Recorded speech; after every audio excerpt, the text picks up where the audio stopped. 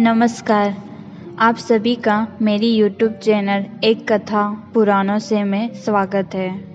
आज मैं आपको पौष माह की शुक्ल सुद पक्ष की एकादशी, जिसे पुत्रदा एकादशी कहते हैं, उसकी कथा सुनाऊंगी।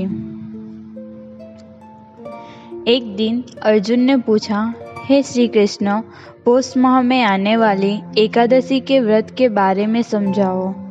उस दिन कौन से देवता की पूजा होती है और व्रत की विधि क्या है? श्री कृष्ण भगवान ने कहा, हे अर्जुन, पौष माह की शुक्ल पक्ष की एकादशी का नाम पुत्रदा है। इस व्रत में नारायण भगवान की पूजा करनी चाहिए। इस व्रत के पुण्य से मनुष्य तपस्वी, विद्वान और धनवान बनता है। इस व्रत की मैं तुम्हें कथा सुनाता हूँ, वो सुनो। भद्रावती नगरी में सुकेतुमान नामक एक राजा राज्य करता था। उसे कोई संतान नहीं थी। उसकी पत्नी का नाम सेवैया था। वो हमेशा पुत्रहीन होने के कारण चिंता में रहती थी और उस राजा के पितृ रो रो कर पिंडदान लेते थे, क्योंकि उन्हें चिंता थी कि सुकेतुमान के बाद उन्हें कौन पिंडदान देगा। राजा सुकेतुमान भी इस बात से बड़े परेशान रहते थे और किसी और वस्तु से भी उन्हें शांति नहीं मिलती थी। वे विचार करते थे कि मेरे मरने के बाद मुझे कौन पिंडदान देगा। पुत्र के बिना पितृ और देवताओं से ऋण मुक्ति नहीं मिलती है। जिस घर में पुत्र नहीं होता, वहाँ सदैव अंधकार रहता है। एक दिन राजा को देह त्याग करने का विचार आया, परंतु आत्महत्या करना एक बड़ा महापाप है। इस तरह सोचकर राजा एक दिन किसी को बिना कहे छुपकर वन में चले गए। घोड़े पर सवार होकर राजा वन में विचरने लगे और पशु, पक्षी, वृक्षों को देखने लगे। राजा ने देखा कि मृग, बाघ, सिंह, वानर, सर्प सब भ्रमण कर रहे थे। हाथी अपने बच्चे और हथनियों के साथ घूम रहे थे। यह सब देखते देखते दोपहर हो गई और राजा को भूख और प्यास लगने लगी। उन्होंने विचार किया कि मैंने कई यज्ञ किए हैं और ब्राह्मणों को भोजन करवाया है, फिर भी मुझे इतनी पीड़ा क्यों मिल रही है। राजा को बहुत प्यास लगी थी, जिसके कारण उन्हें बेचैनी होने लगी। इसलिए पानी की खोज में राजा आगे जाने लगे।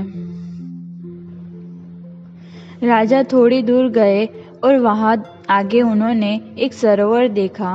सरोवर में कई कमल खिले हुए थे। उस सरोवर में हंस, सारस और मगरमच्छ तैर रहे थे। उस सरोवर की चारों ओर मुनियों का आश्रम बना हुआ था। राजा वह सब देखकर खुश हो गए और अपने घोड़े से उतरकर मुनियों के पास गए। मुनियों के पास जाकर राजा ने दंडवत प्रणाम किया और उनके सामने बैठ गए।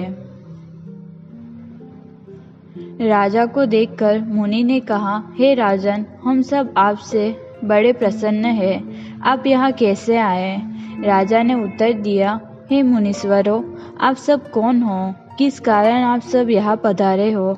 तब मुनि ने कहा, हे राजन, आज पुत्र की इच्छा वाले को उत्तम संतान देने वाली पुत्रदा एकादशी है। हम सब विश्वदेव हैं और इस सरोवर में स्नान करने आए हैं। राजा ने कहा, हे मुनीश्वर, मेरी कोई संतान नहीं है। यदि आप मुझ पर प्रसन्न हो तो मुझे एक पुत्र का वरदान दीजिए।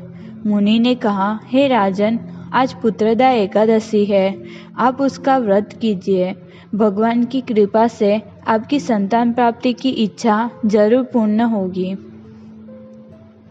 मुनियों के वचन के अनुसार राजा ने उस दिन व्रत रखा और पूरे दिन पारायण किया और बाद में मुनि को प्रणाम कर राजा अपने महल चले गए। उस रात को रानी ने गर्भ धारण किया और 9 मास के बाद राजा को एक उत्तम पुत्र की प्राप्ति हुई। वह राजकुमार बड़ा होकर अत्यंत वीर, धनवान, यशस्वी और प्रजापालक बना। श्री कृष्ण भगवान ने कहा, हे अर्जुन, पुत्र की प्राप्ति के लिए पुत्रदा एकादशी का व्रत करना चाहिए। जो मनुष्य इस व्रत के महात्म्य का श्रवण और पठन करता है उसे पुत्र प्राप्ति का योग बनता है और मरने के पश्चात स्वर्ग की प्राप्ति होती है। जिन दंपतियों को संतान की प्राप्ति नहीं होती है उन्हें संतान प्राप्ति के लिए यह व्रत अवश्य करना चाहिए। व्रत की विधि। पुराणों के अनुसार 10वीं तिथि को शाम में सूर्यास्त के बाद भोजन नहीं करना चाहिए। एकादशी का व्रत रखने वाले को अपने मन को शांत एवं स्थिर रखना चाहिए। अपने मन को क्रोध से दूर रखें और परनिंदा से बचें। एकादशी के दिन सूर्योदय से पूर्व उठकर स्नान करना चाहिए तथा स्वच्छ वस्त्र पहनकर भगवान विष्णु की प्रतिमा की पूजा करनी चाहिए।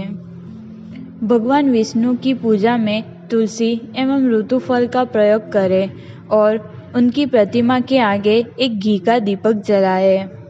हो सके तो विष्णु सहस्त्र नाम का पाठ करें। व्रत के दिन अन्न ग्रहण नहीं करना चाहिए। शाम को पूजा के बाद फल ग्रहण कर सकते हैं। पूरा दिन भगवान विष्णु के बीज मंत्र का मन में पाठ करते रहना चाहिए। ऐसा करने से मनुष्य की पुत्र प्राप्ति की इच्छा जरूर पूर्ण होती है।